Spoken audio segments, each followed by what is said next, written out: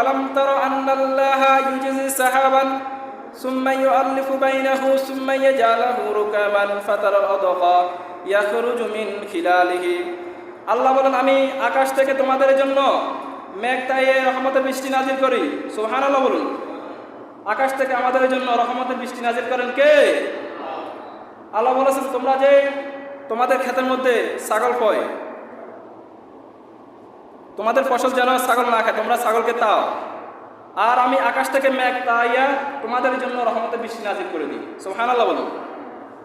বিজ্ঞানীরা তাই বলেছে, আল্লাহ যে উপর থেকে রহমতের বৃষ্টি নাজিল করে, প্রতি বছরে দেখবেন বন্যা হয় বিভিন্ন জায়গায়, প্রতি বছর বৃষ্টি হয় না?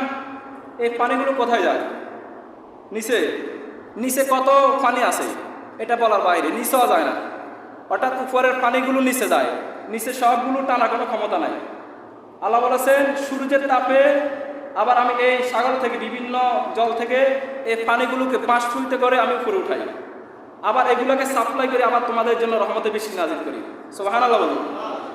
অর্থাৎ সারা বছর সারা জন্ম যদি বন্যা হতো তাহলে এই দুনিয়াটা একবারে ডুবে যেত।